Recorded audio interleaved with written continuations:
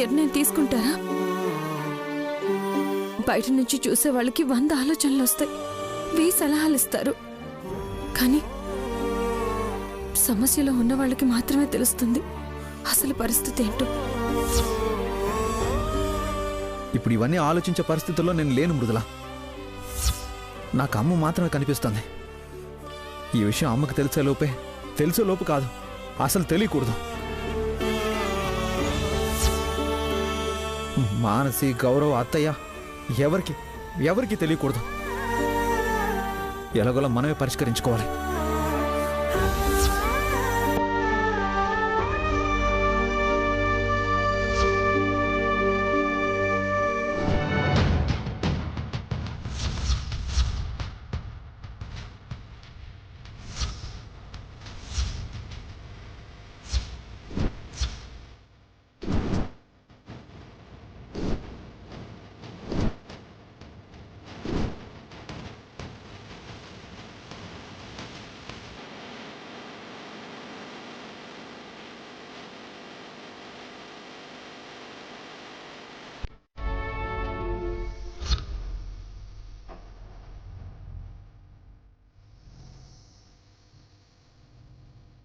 ఏమైంది?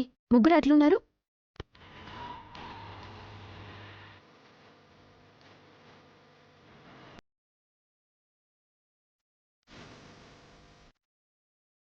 ఓ, కింద అత్తట్లా మాట్లాడిందని అప్సెట్ అయినరా? అదేం లేదు మానసి. లేకపోవడం ఏంది? మావయ్య మొహం చూస్తేనే తెలుస్తుంది. అయినా అత్త కోపం ఎంతసేపు మావయ్య? తెల్లారేసరికి మొత్తం కూలైతే తెచ్చాడు.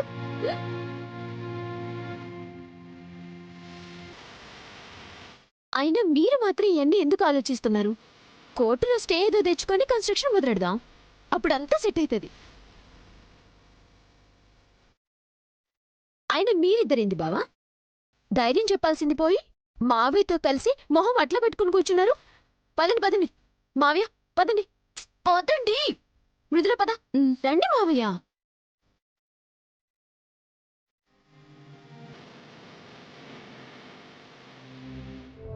ఏంది పరిస్థితి? ఏడదాకా వచ్చింది. మొన్న నీ కోడలికి తెలిసింది, ఇప్పుడు కొడుకు కూడా తెలిసింది. అవునా? అట్టెట్టా తెలిసింది? జాగ్రత్తగా ఉండమని చెప్పినాను కదా. ఏం పారేశాను కాకు, గా పోరగాడు మంచోడే. జర సెంటిమెంట్తో కొట్టినా ఆ ఆస్తి మనకి రానికే చూస్తాడు. అయినా మన జాగ్రత్తలో మనముండాలి కనకం. నిజం బయట పెడతామని వాణ్ణి భయపెట్టాలనే గాని మొత్తం నిజం బయటపడినా మొదటికే మోసం వస్తాది. అంతా బయటపడేలోగా ఆ స్థలం గోలేదో తేల్చుకుంటే మంచిగుంటాది. లే, మొన్నటిదాకా గా స్థలం దక్కితే చాలనుకున్నా, కానీ ఇప్పుడు ఆస్తిలో వాటా మీద కన్నేసిన అసలుకైతే గా స్థలంతోనే వదిలేసేదాన్ని. కానీ గా బ్రాహ్మణి నాకే ధమ్కి ఇచ్చింది, ఛాలెంజ్ చేసిపోయింది. మరి దానికి కనకం అంటే ఏందో చెప్పాలి కదా. సగం ఆస్తి వస్తుంది, రెడీగా ఉండు. అద్ది గా పనిచేయి. మళ్ళా జిందగీలా మనల్ని కొట్టేవాడెవ్వడుండడు. సరే, నేను మళ్ళా ఫోన్ చేస్తా.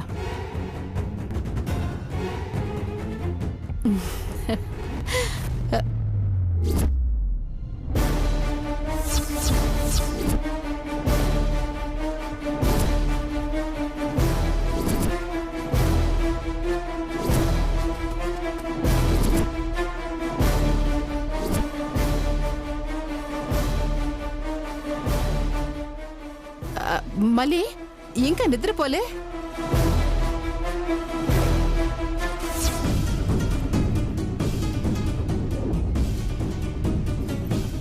నువ్విట్లా నా కోసం పిచ్చిదాని లెక్క ఆలోచిస్తుంటే నాకు మాత్రం నిద్ర ఏడొస్తుందక్క. ఇప్పుడు కూడా ఆ స్థలం గురించి ఎవరితోనో మాట్లాడుతున్నావు కదా? గా స్థలము వద్దు, గీ లొల్లి వద్దక్క. గీ ఇల్లు స్థలం లేనప్పుడు మంచిగానే ఉన్నాం కదా. మనం మన ఊరికి పోదామక్క. ఏందే మాట్లాడితే ఊరికి పోదాం అంటావు. గాడికి పోయి ఏం చేస్తావు? నా మొహం నువ్వు, నీ మొహం నేను చూస్తా కూర్చోవాలి. మరి గీడుండి మాత్రం చేసేదే ఉందక్క. ఎప్పుడు చూసినా ఏదో గోల తప్ప. పెద్ద ఆయనతో నువ్వేమైనా సంతోషంగా ఉన్నావా? గాడ ఆయన ఉంటాడు, నువ్వు గీడుంటావు. ఏడుందక్క సంతోషం? పోయిన అమ్మ అయ్యే తిరిగి రారు. నువ్వు ప్రేమించిన బావ తిరిగొచ్చేది లేదు. ఎటూ నువ్వు సంతోషంగా ఉండేది లేదు. ఇంకా ఎందుకక్కా? పిచ్చి మొహం దానా, నా బావేడసొచ్చిండే. నా బావ నేను కలిసి మంచిగుండనీకే నిన్ను అడ్డుపెట్టి గిట్ల నాటకాలాడుతున్నా. నువ్వు ఊకే సోచాయించి పరిశాన్ అవుతున్నావు సెల్లే. పోయేటోళ్ళు రాకపోయినా ఉన్న నిన్ను చక్కగా చూసుకోవాలి కదే. అన్నీ చక్కపడతాయి. అంతా అనుకున్నట్టే అవుతుంది. నేను చూసుకుంటా కదా. నువ్వు పోయి పడుకోపో. పోవే.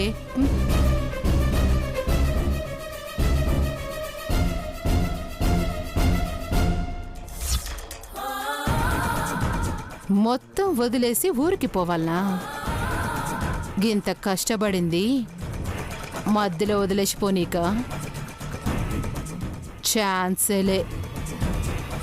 ఆస్తిలో సగం రావాలే, అప్పుడే పోవాలే.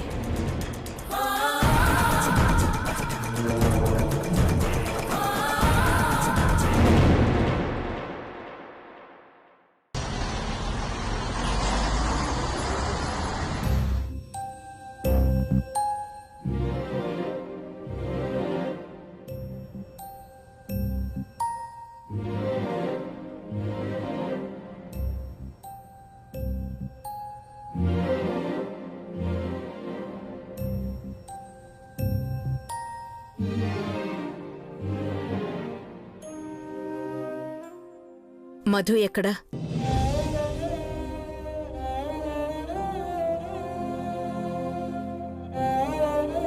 పైనే ఉన్నారత్తయ్య. మరి టిఫిన్కి రాలేదే?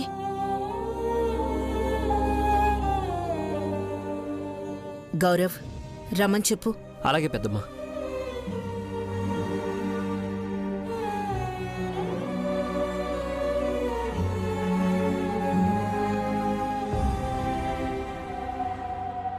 అన్నయ్య, పెద్దమ్మ టిఫిన్ చేయడానికి రమ్మంటోంది.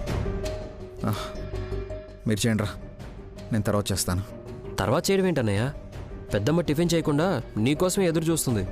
నాకు ఇప్పుడు తినాలని లేదు అని చెప్తున్నాను కదా, తర్వాత తింటానని చెప్పు. అది కాదన్నయ్య.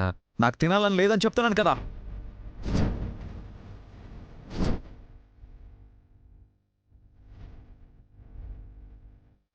అర్థం కావట్లేదా? విసిగించొద్దు, వెళ్ళు.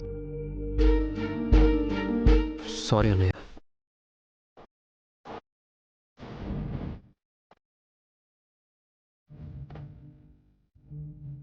అన్నయ్యకి ఇప్పుడు తినాలని లేదంట పెద్దమ్మా. తర్వాత తింటాను, మీరు తినేయండి అని చెప్పాడు.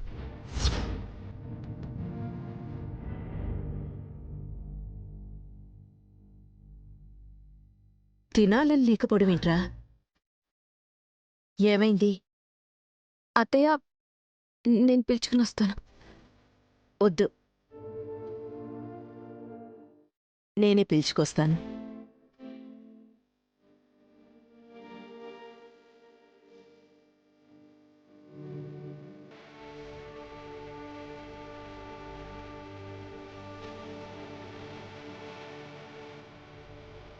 మధు, టిఫిన్ చేద్దుగానరా. అమ్మా, నాకు ఇప్పుడు తినాలని లేదు. ఏంట్రా కొత్తగా తినాలని లేకపోవడం?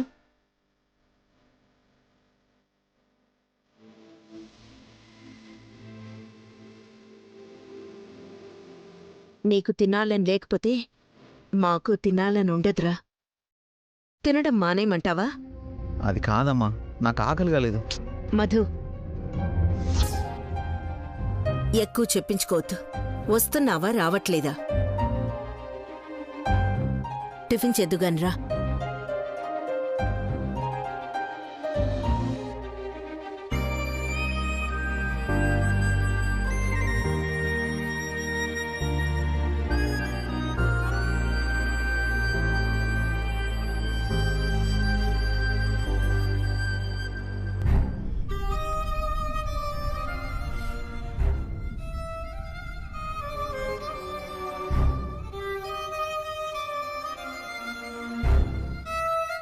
మధు, ఇప్పుడు చెప్పు, ఏంటి నీ ప్రాబ్లం?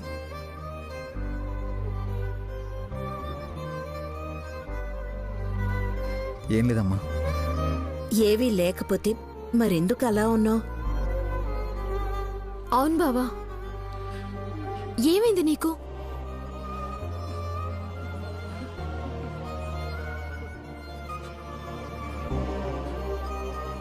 నిన్ననే అంతా మాట్లాడుకున్నాం కదా, ఇంకా విషయం ఆడనే వదిలేయాలి కదా. అరే, అదేమైతుంది మనకి? దానికోసం మనం ఎందుకు ఆలోచించాలి బావా? పోనీ అదేమైనా మంచిదా? ఓ దానికోసం ఆలోచించనీకి ఎంత పరిశ్రమ చేసింది, ఎన్ని నాటకాలాడింది. అట్లాంటి వాళ్ళ కోసం నువ్వు మనసు పాడు చేసుకొని అత్త మనసు బాధపెట్టి ఏంది బావా ఇది? నువ్వాగు మానసి. ఏ కారణం లేంది మధు ఏ విషయం గురించి ఇంతలా ఆలోచించడు. మనకి తెలియని ఏదో కారణం ఉంది. చెప్పు నాన్న, అదేంటి?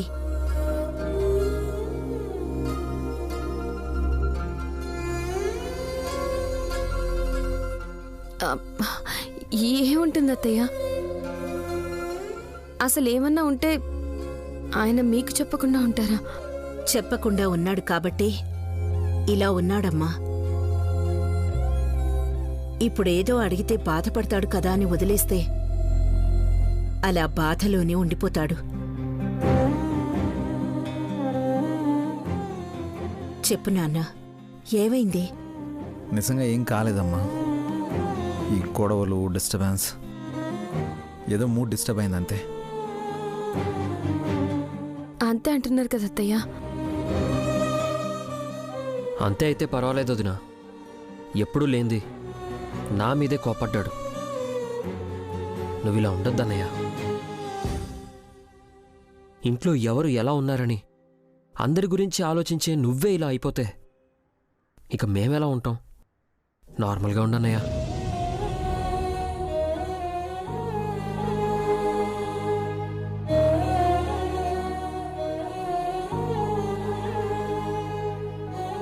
ఇప్పుడేంట్రా నిన్నింతలా డిస్టర్బ్ చేస్తోంది? ఆ ల్యాండ్ ఇష్యూనే కదా.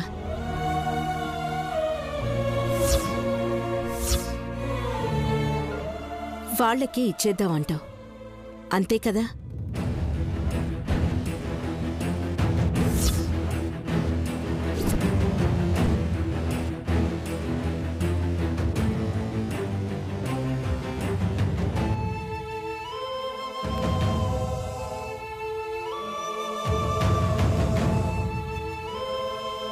బాగా ఆలోచిస్తే నువ్వలా ఆలోచించడం కూడా తప్పులేదురా. ఆడపిల్ల జీవితం కోసమే కదా ఆలోచించావు. ఆ స్థానంలో మన తనయ ఉంటే ఏంటన్నా ఆలోచన రావడం కూడా మంచిదే. ప్రతి అమ్మాయిలో తన చెల్లెల్ని చూసుకొని వాళ్ల క్షేమం కోసం ఆలోచించే అబ్బాయిలు ఎంతమంది ఉన్నారు? సరే, నువ్వన్నట్టు ఆ ల్యాండ్ వాళ్లకే ఇచ్చేద్దాం.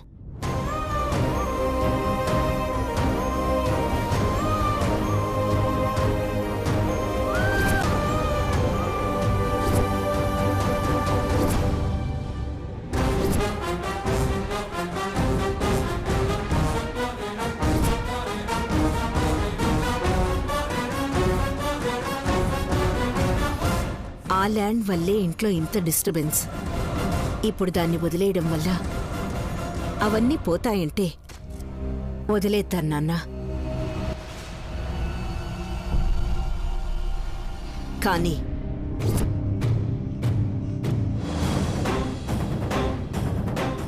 ఇప్పుడు వాళ్ళుంటున్న అన్నయ్య వాళ్ళిల్లు మనకిచ్చేయమని చెప్పు, ల్యాండ్ ఇచ్చేస్తాను.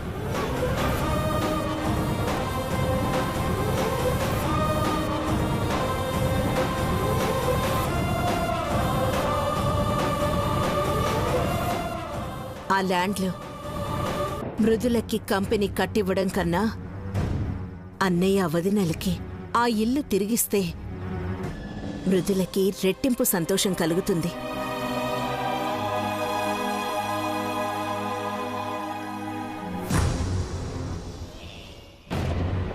అందుకే నేను ఈ నిర్ణయానికి వచ్చాను. ఏమంటావు మృదులా? అంతకు మించిన సంతోషం ఇంకేముంటుంది అత్తయ్య. సూపర్ అత్త! అమ్మ నాన్నల్ని మళ్ళా ఇంట్లో చూడాలి.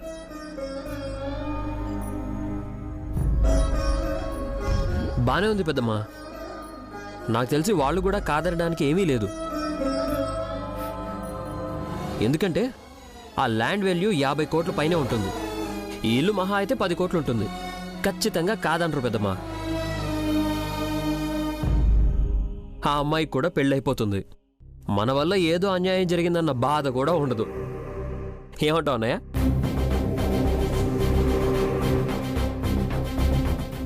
దీనికి మాత్రం ఈ కనకం ఒప్పుకుంటుందన్న గ్యారెంటీ ఏంటి? ఏదన్నా లాక్కోవడమే కానీ తిరిగివ్వడానికి మనసు రాద్దానికి కనీసం దీనికైనా ఒప్పుకుంటే బాగుంటుంది. సరే అయితే వెళ్ళి విషయం చెప్పు.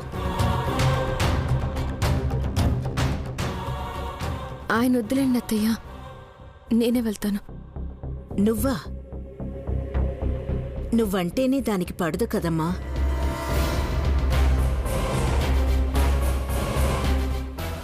అవునత్తా, మొన్న భోగి రోజు మనుషుల్ని పంపి చీర తగలెట్టింది కూడా అదేనని డౌట్గా ఉంది.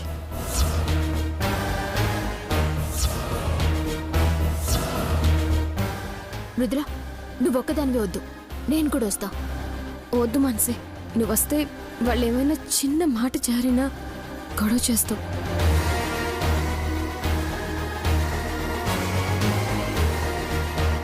నేనే వెళ్ళి మాట్లాడి సర్దుబాటు చేసొస్తాను. ఖచ్చితంగా ఈ ప్రాబ్లం సాల్వ్ అవుతుందని నా మనసు చెప్తోంది. అన్నయ్య, ఇంకా అలా ఉన్నావేంటి? పెద్దమ్మ ఐడియా ఇచ్చింది, వదిన వెళ్ళి సాల్వ్ చేసుకొస్తుంది. ఇంకా ఎందుకలా మొహం పెట్టావు? నవ్వన్నయ్య.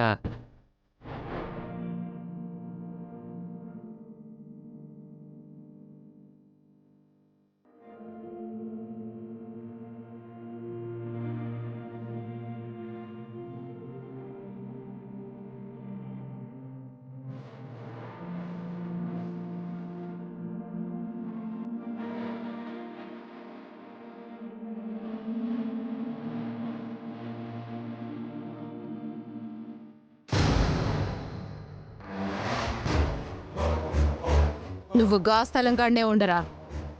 ఎవరు అడుగు పెట్టినా నాకు ఫోన్ చేయి, నేను చూసుకుంటా.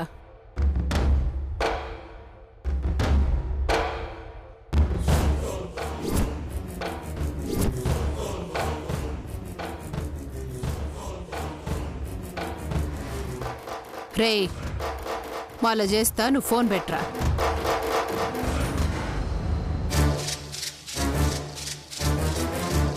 హే, నువ్వొచ్చినావేంది? ఎవడు రానిచుండి నిన్ను? నేను నీతో గొడవ పడ్డానికి రాలేదు. ఆవేశపడకుండా నేను చెప్పేది జాగ్రత్తగా విను. ఏంది నువ్వు చెప్పేది నేనేది? నీ మొహం చూస్తేనే కంపరం అవుతుంది. పోయాడికెళ్ళి. అంత ఒళ్ళు కంపరం అయితే ఒక్క 5 నిమిషాలు భరించు. అందరం కలిసి మా అత్తయ్యని ఒప్పించి ఒక నిర్ణయానికి వచ్చి ఇక్కడికి వచ్చాను. నువ్వు కూడా ఓకే అంటే ఈ ప్రాబ్లం సాల్వ్ అయిపోయి అందరం సంతోషంగా ఉండొచ్చు. గా ఆస్తి వదులుతామన్న సంగతి తప్ప ఏం మాట్లాడినా ఇనేదిలే. అరే, ముందు నన్ను మాట్లాడినిస్తావా? ఇప్పుడు నీ దగ్గరకు వచ్చాను కదా, నీకేదో భయపడొచ్చామనుకోవద్దు. ఒక ఆడపిల్ల జీవితం నాశనం కాకూడదని ఒక మెట్టు దిగుతున్నావు.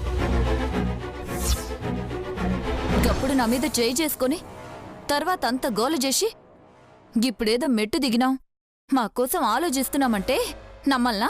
చూడు మళ్ళీ, నువ్వు అన్నా అని పిలిచి మరి నా భర్తకి ఫోన్ చేసి నీ బాధ చెప్పుకున్నావు. మాకు ఆడబిడ్డలున్నారు. వాళ్ళకి నీ పరిస్థితి వస్తే ఏంటా అని ఆలోచించాం కాబట్టి ఈ మాత్రమైనా మీతో మాట్లాడడానికి మా అత్తయ్య పంపించింది.